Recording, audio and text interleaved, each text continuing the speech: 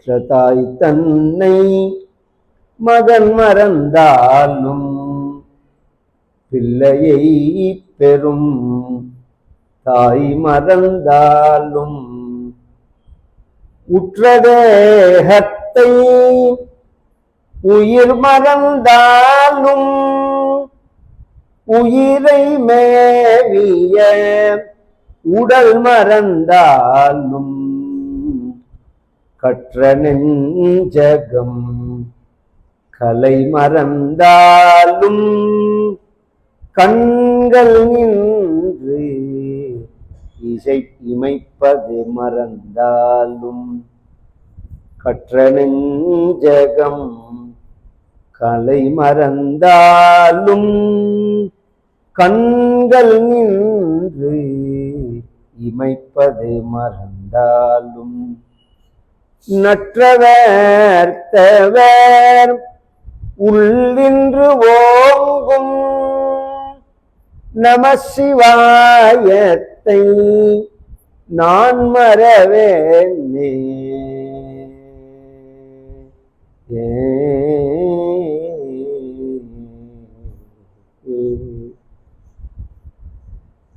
பரம கருணாமூர்த்தியான எங்கும் நீக்கமர நிறைந்திருக்கக்கூடியதான பரம்பொருள் உருவமெடுத்து அன்பர்களை ரட்சிப்பதற்காக வரக்கூடிய செயலுக்கு அவதாரம் என்று பெயர். பக்தர்களை ரட்சிப்பதற்காக பரித்ராணாய சாதுனாம் விநாசாய துஷ்கிருதாம் தர்ம சம்ஸ்தாபனார்த்தாய சம்பவாமி யுகே யுகே அப்படின்னு பகவத்கீதையில பகவான் சொல்றான். பரித்ராணாய சாதுனாம் நல்லோர்களை காப்பதற்காகவும் விநாசாய துஷ்கிருதா தீயோர்களை அழிப்பதற்காகவும் தர்ம சம்ஸ்தாபனார்த்தாய தர்மத்தை நிலைநாட்டுவதற்காகவும் சம்பவாமி யுகே யுகே நான் பிறக்கிறேன் அப்படின்னா. அப்ப ஒரு சமயத்துல ஒரு காலத்துல ஒரு ஊர்ல அப்படின்னு இல்லாம பல சமயங்கள்ல பல காலத்துல பல இடங்கள்ல பகவான் பிறக்கிறார்.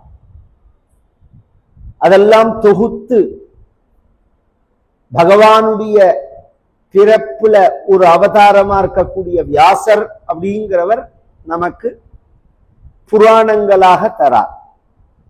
18 புராணம் அப்படின்னு சொல்றது, 14 புராணம் அப்படின்னு சொல்லுவார்கள். இந்த புராணங்கள் நம்ம வாழ்வியல்ல உள்ள எல்லா தர்மங்களையும் எடுத்து சொல்லும். அது புராணம் அப்படிங்கிறதுக்கு என்ன அர்த்தம்னா புரா நவம். புராணா முன்பு, நவம் அப்படின்னா புதுசானது. முன்பு புதுசானது அப்படின்னா முன்னாடிதான் புதுசு, இப்ப பழசுன்னு இல்லை.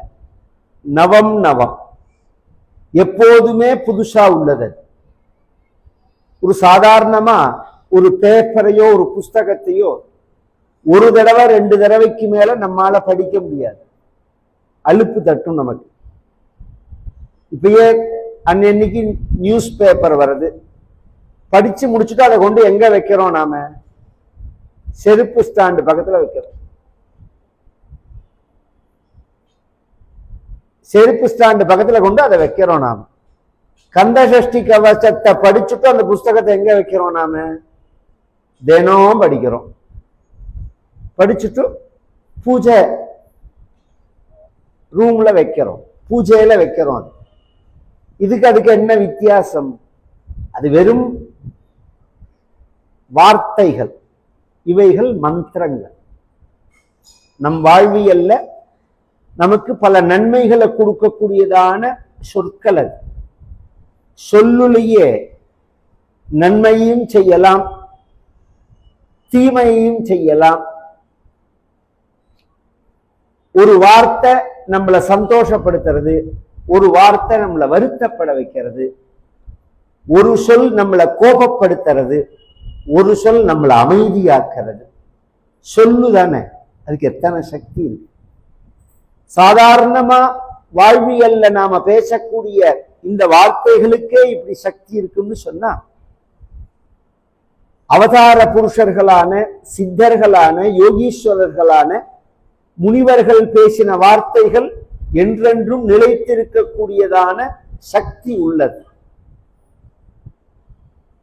அதிலையும் வியாசர் அப்படிங்கிறவர் பகவானுடைய அவதாரம். அவர் வியாசாய விஷ்ணு ரூபாய வியாசரூபாய விஷ்ணவே அப்படின்னு, பகவானே தான் வியாசர், வியாசரே தான் பகவான். அவர் வாக்குனால பகவான் தர்மத்தை ரட்சிப்பதற்காக செய்த அவதாரங்களை தொகுத்து எழுதுறார். இது ரெண்டு பிரிவா இருக்கு. இப்ப நாம தினப்படி ஒரு டிவியில கேட்கக்கூடிய சொற்பொழிவுக்கும் பட்டிமன்றங்கள்ல கேட்கக்கூடிய அந்த வார்த்தைகளுக்கும் ஒரு மேடையில பேசக்கூடிய சாதாரண பேச்சுக்கும் இதுக்கும் வித்தியாசம் உண்டு. அவைகள்லாம் பெரும்பாலா பொழுதுபோக்குக்காக இருக்கும். அது நம்மள ஜாலியா சிரிச்சு குதிச்சு அது மாதிரி பொழுதுபோக்குற மாதிரி இருக்கும். இப்ப நாம இங்க வந்து உட்கார்ந்து இருக்கிறதோ, நாம் பேசுறதோ, நீங்க கேட்கிறதோ வெறும் பொழுதுபோக்குக்காக மட்டுமல்ல. இதுக்கு வந்து ரெண்டு நோக்கம். ஒண்ணு வந்து நம்மளுடைய அறிவை வளர்க்கணும். ஸ்ருதம்மே கோபாயா அப்படின்னு சாஸ்திரம். அறிவானது காக்கப்பட வேண்டும் அப்படின்னு. தகவல் வேற, அறிவு வேற. ஒரு விஷயத்தை படிச்சு தெரிஞ்சுக்கிறோம், அது தகவல். அது இன்றைய தினம் தமிழ்நாட்டில் இந்த நிகழ்வு நடந்தது, இவர் வந்தார், இவர் போனார், இவர் வீட்டில் இது மாதிரி நடந்தது அப்படி இல்லைன்னு சொன்னா அதெல்லாம் தகவல். அது இங்கேயே நாம வந்து இந்த இடத்துல இப்படி இருக்கு, அந்த இடத்துல அப்படி இருக்கு, அந்த இடத்துல அப்படி இருக்கு, உலகத்துல இந்த நாடுகள் இருக்கு அப்படி அதெல்லாம் சொன்னா அதெல்லாமே தகவல் தான். அறிவு அப்படி இல்லை. அறிவு அப்படிங்கிறது நாம இப்ப எந்த நிலையில இருக்கமோ அதுல இருந்து நம்மளை உயர்த்தக்கூடியது. நாம எந்த அளவு நாலெட்ஜா இருக்கமோ அதுல இருந்து இன்னும் நாலெட்ஜ் ஆகணும். நமக்கு எது சாதாரணமா படிச்சாலும் புரியாதோ அதுதான் சாஸ்திரங்கள்ல நமக்கு சொல்லப்படுகிறது. இப்ப பகவான் அப்படின்னா எல்லாருக்கும் இறைவன், கடவுள். நம்ம இந்து மதத்துல கடவுள், இறைவன், தெய்வம், பகவான் எல்லா வார்த்தைகளாலையும் சொல்லுவோம். நாம் நம்மளை காப்பாத்துறது அப்படிங்கிற நம்பிக்கை அடிப்படையா இருக்கு. நம்மளை காப்பாத்துறது தெய்வம் அப்படின்னு சொன்னா எப்படி காப்பாத்துறது? அதான் இந்த கேள்வியே. தெய்வம் நம்மளை எப்படி காப்பாத்துறது? நதேவா தண்டமாதாய ரக்ஷந்தி பசுபாலவத் எம்ஹி ரட்சித்து மிச்சந்தி சத்புத்தியா யோஜனைரிதம் என்று உபனிஷத்து சொல்றது. ஒரு மாடு மேய்க்கிறவர்கள், ஆடு மேய்க்கிறவர்கள், அந்த மேய்ப்பாளர்கள் அந்த ஆட்டையும் மாட்டையும் காப்பாத்துறத பார்த்தா தெரியும். இப்படி கையில ஒரு கம்பை வச்சு நின்றுட்டு இருப்பார்கள். அந்த மேய்க்கிற இடத்தை தாண்டி அந்த பக்கம் போச்சுன்னா தட்டி சுச்சு இந்த பக்கம் போ அப்படின்பார்கள். இந்த பக்கம் போகாத, இந்த பக்கம் போகாதுன்னு அப்படி ஒரு போக்கஸா குவிச்சு விடுவார்கள். வெளியிலேருந்து ஏதாவது ஒரு நாய், நரி, ஓநாய் இது மாதிரி எல்லாம் வந்ததுன்னா கம்பால தட்டி அதை விரட்டி விடுவார்கள். அது மாதிரி தெய்வம் நம்மளை காப்பாத்துறதா? நதேவா தண்டமாதாய ரக்ஷந்தி பசுபாலவத். நம்மளை கையில கம்ப வச்சிருந்து இப்படி காப்பாத்துறது அப்படி இல்லை. பின்ன எம்ஹி ரட்சித்து மிச்சந்தி, யார தெய்வம் காப்பாத்தணும்னு விரும்புறதோ, யார் தெய்வத்துக்கிட்ட தன்னை காப்பாத்துன்னு வேண்டுகிறார்களோ அவர்களுக்கு சத்புத்தியா யோஜனை விதம், நல்ல புத்தியை கொடுக்கும், நல்ல அறிவை கொடுக்கும். சில சமயங்கள்ல நாம் எடுக்கக்கூடிய ஒரு முடிவுகளை பார்த்தோம்னா நல்லதாகவும் அமையறது, கெடுதலாகவும் அமையறது. அதை நாம் எடுக்கும் போது இது நல்லதா இருக்கும்னு நினைச்சுதான் நாம செய்யறோம். அது பலனை கொடுக்கிற காலத்துலதான் நல்லதா கெட்டதாங்கிறது நமக்கு தெரியறது. ஏன்னா கர்மாதான் நம் கையில இருக்கே தவிர பலன் நம்ம கையில கிடையாது. கர்மண்யேவாதிகாரஸ்தே மா பலேஷு கதாச்சனா அப்படிங்கிறான் பகவான். செயல் புரிவது உன்னோட டியூட்டி, கடமை, அதுக்கு பலனை தரது நான் அப்படிங்கிறான். இப்ப நல்ல பலனை கொடுக்கக்கூடிய செயலா கெட்ட பலனை கொடுக்கக்கூடிய செயலான்னு நாம் முன்னாடி யூகிச்சாலும் ரிசல்ட்ல நம்மளுடைய அனுமானம் மாறி போறது. நாம் நல்லதுன்னு எது நினைக்கிறோமோ அது கெடுதலா போயிடுறது, எது நமக்கு நல்லது இருக்காதுன்னு நினைக்கிறோமோ அது நல்லதா அமையறது. அந்த காலத்துல எல்லாம் கவனிச்சு கேட்டாதான் புரியுது. இந்த பொண்ணை எனக்கு பிடிக்கல, நான் கல்யாணம் பண்ணிக்கலன்னு சொல்லுவான். உடனே பெரியவர்கள்லாம் உட்காந்து வச்சு சொல்லு, இந்த பையனும் சொல்லுவான், பொண்ணும் சொல்லுவான், இந்த பையனை எனக்கு பிடிக்கல அப்படின்னு. அப்படி சொல்லாத, இந்த குடும்பம் நல்ல குடும்பம், இந்த அப்பா அம்மா, இந்த பரம்பரை, இவர்கள்லாம் நல்ல ஒழுக்கம் உள்ளவர்கள், அதனால உனக்கு நல்ல நீ சௌக்கியமா இருப்ப, ஜாதகமும் நன்னா இருக்கு, இப்படி எல்லாம் சொல்லி கல்யாணம் பண்ணி வைப்பார்கள். அந்த பொண்ணுக்கு இஷ்டம் இல்லாம தான் கல்யாணம் பண்ணிக்கும், அந்த பையனுக்கு இஷ்டம் இல்லாம தான் கல்யாணம் பண்ணிப்பான். ஒரு 10 வருஷம் கழிச்சு கேட்டா சௌக்கியமா இருக்கேன், நான் சௌக்கியமா இருக்கேன் அப்படிமா. இன்னைக்கு நான் தான் பார்க்கணும், நான் தான் பேசணும் அப்படின்னு விருப்பப்பட்டு கல்யாணம் பண்ணிக்கிறவர்களுடைய வாழ்க்கை எத்தனை பேருடைய வாழ்க்கை வெற்றியா அமைஞ்சிருக்கு அப்படி சொல்ல முடியாது. இப்ப பெரியோர்கள் பண்ணி வச்ச வாழ்க்கை மட்டும் வெற்றியா அமைஞ்சுடுறதா அப்படின்னா இந்த பெர்சன்டேஜ்ல தான் வித்தியாசம். அதுல சக்சஸ் பெர்சன்டேஜ் கூட இருக்கும், ஃபெயிலியர் குறைச்சலா இருக்கும். இதுல ஃபெயிலியர் கூட இருக்கும், சக்சஸ் குறைச்சலா இருக்கும். அதான் வித்தியாசம். அதை விட்டுருங்க. நான் சொல்ல வந்த விஷயம் என்னன்னா, அப்ப நாம தெய்வத்துக்கிட்ட வேண்டணும். என்ன வேண்டணும்? எனக்கு எது நல்லதோ, எது எனக்கு சௌக்கியத்தை கொடுக்குமோ அதை நீ செய்யணும் அப்படின்னு வேண்டணும். அதுக்குதான் தெய்வங்களை வழிபடுறது. தெய்வங்கள் நம்மளை காப்பாத்துறதுக்காக தான் அங்கங்க குடிகொண்டு இருக்கு. பெரிய பெரிய உலகங்கள்ல கைலாசம், வைகுண்டம் முதலிய பெரிய உலகங்கள்ல இருக்கக்கூடியதான தெய்வமானது அல்லது நீக்கமர நிறைந்திருக்கக்கூடியதான பரம்பொருளானது இது மாதிரி ஒரு கோவில்ல நமக்கு காண்பிக்கப்படுகிறது. அப்படின்னா எதற்காக? நம்ம மனசு குவியணுங்கிறதுக்காக தான். சில பேரை கேட்டா, சார் நீங்க கோவிலுக்கு போவே இல்லைன்னா, எனக்கு அதெல்லாம் பழக்கம் கிடையாது சார், எனக்கு அதுலெல்லாம் நம்பிக்கை கிடையாது பெருசா, தெய்வம் என்ன கோவில்ல தான் இருக்கா அப்படின்னு நம்மளையே எதிர்கேள்வியா கேட்பாங்க. நமக்கு என்ன பதில் சொல்றதுன்னு தெரியாது. நான் சொல்ற பதில சொன்னா போதும். காற்று எல்லா இடத்துலையும் இருக்கணும், காற்று இல்லாத இடமே கிடையாது.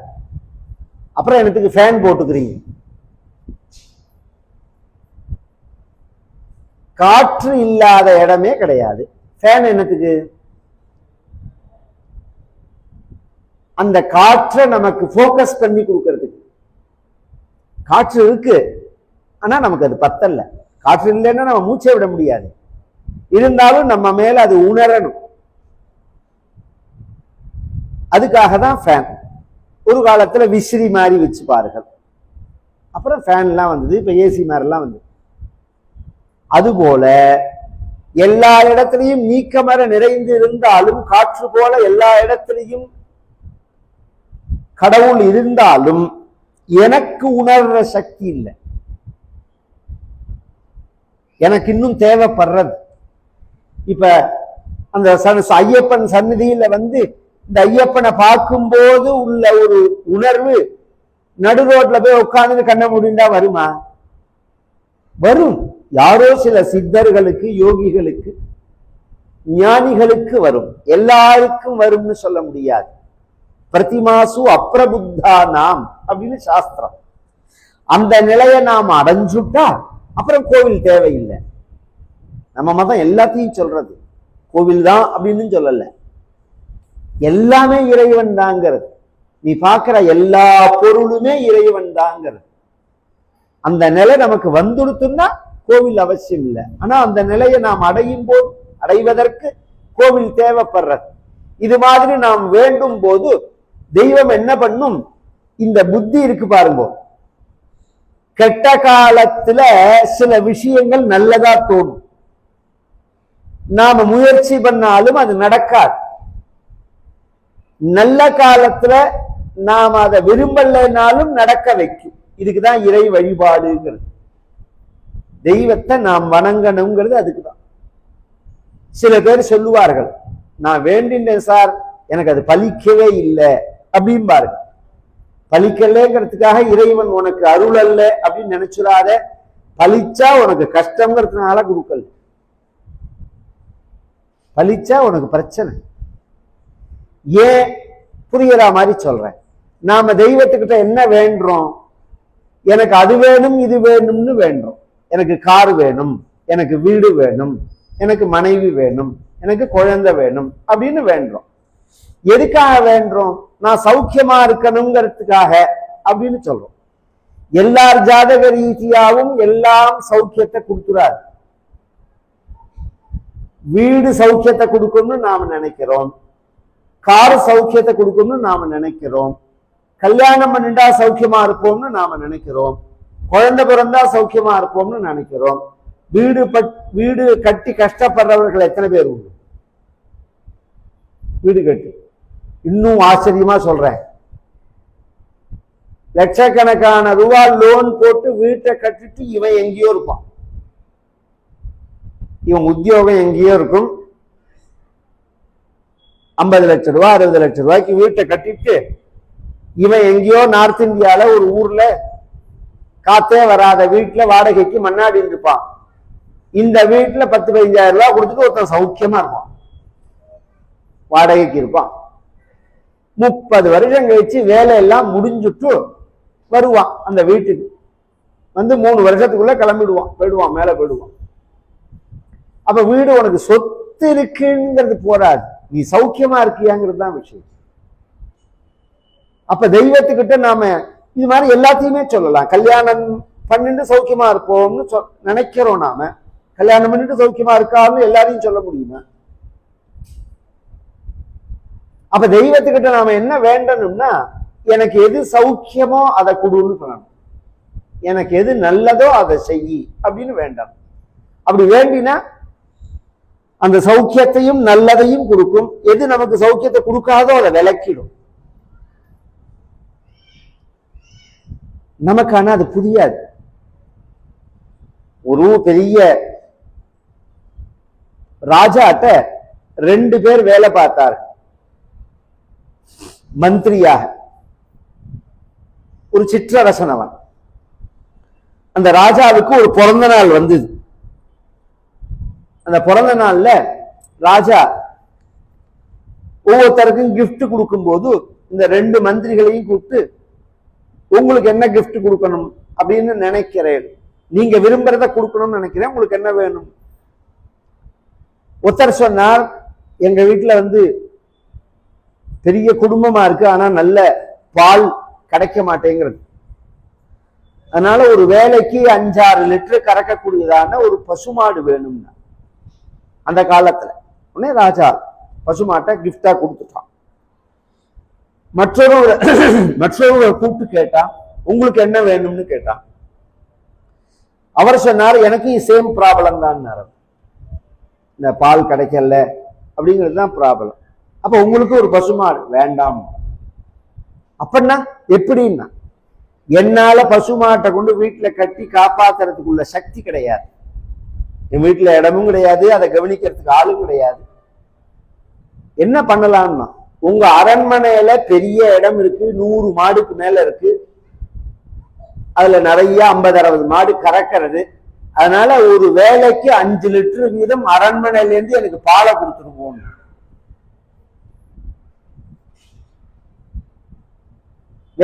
வேலைக்கு அரண்மனையில இருந்து 5 லிட்டர் பால் வாழ்நாள் முழுவதும்.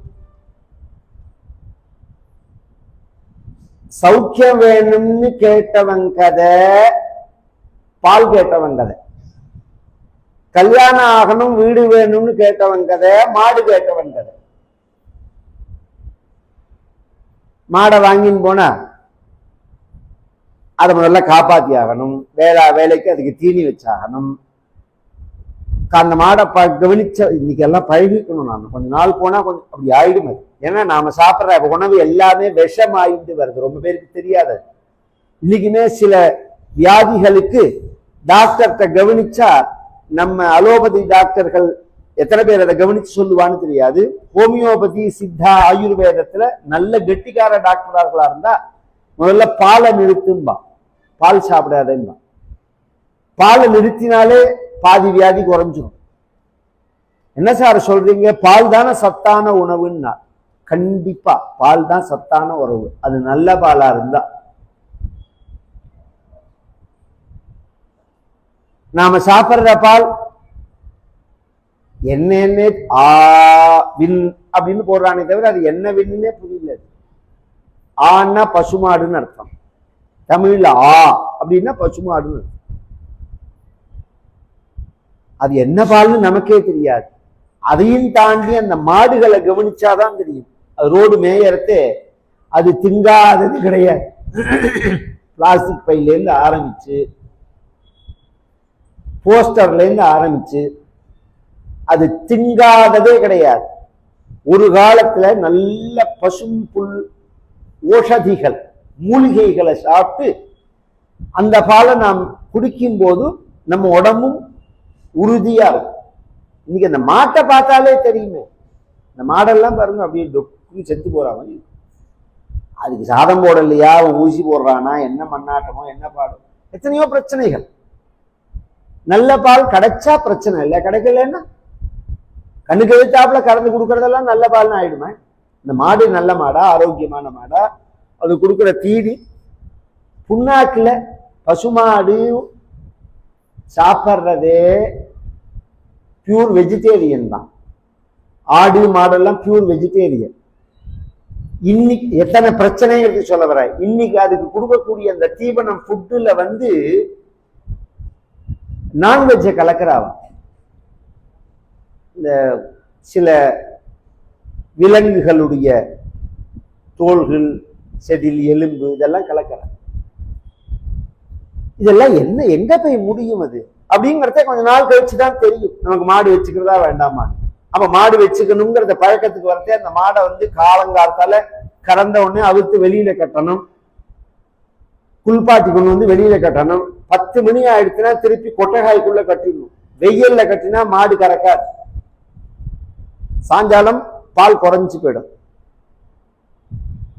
அது தண்ணி குடிக்க வேண்டிய சமயத்துக்கு தண்ணி கொடுக்கலனாலும் பால் குறைஞ்சு போயிடும். 2 மணி நேரத்துக்கு ஒரு தடவை அதுக்கு தொட்டியில தண்ணி காமிச்சாகணும், தீனி வச்சா, எத்தனையோ இருக்கு. இத்தனை கஷ்டத்துக்கு மத்தியில தான் அவர் பாலை எடுத்துக்கணும். மாடை கேட்டவனுக்கு அத்தனை பிரச்சனை, பாலை கேட்டவனுக்கு சௌக்கியம்ங்கிறது மனசு சார்ந்த விஷயம். தெய்வத்தை வழிபட்டா அந்த சௌக்கியத்தை பகவான் கொடுப்பார். அந்த தெய்வத்தை வழிபட்டு பல நன்மைகளை அடைந்தவர்கள், அந்த தெய்வமானது பல நல்லோர்களை காப்பதற்காக வந்ததெல்லாம் தான் புராணங்கள்ங்கிறது. பகவான் பண்ணின அவதாரங்கள் 10 அவதாரம் அப்படின்னு நாம சொல்றோம். ஆனா நேற்றைய தினமே சொன்னேன், 10 அவதாரம் இல்லை. மத்ஸ்ய கூர்ம வராகஸ்ட நாரசிம்மஸ்ச வாமனஹா ராமோ ராமஸ்ச ராமஸ்சன்னு மத்ஸ்யாவதாரம் கூர்மாவதாரம் அப்படின்னு சொல்றோம். மத்ஸ்யாவதாரம், கூர்மாவதாரம், வராக அவதாரம், நரசிம்ம அவதாரம், வாமன அவதாரம், பரசுராம அவதாரம், ராமாவதாரம், பலராம அவதாரம், கிருஷ்ணாவதாரம், கல்கி அவதாரம். இதை தவிர நான் சொல்றேன் தத்தாத்திரேயர அவதாரம், ரிஷபதேவர்னு ஒரு அவதாரம், பிருத்து அப்படின்னு ஒரு அவதாரம் பகவானோடது, ஹரி அப்படின்னு ஒரு அவதாரம் பகவானோடது. அதன் பிறகு பகவான் மனு அப்படிங்கிற பெயர்ல அவதாரம், ஹயக்ரீவர் அப்படின்னு ஒரு அவதாரம் பகவானோடது. இது மாதிரி நிறைய இருக்கு.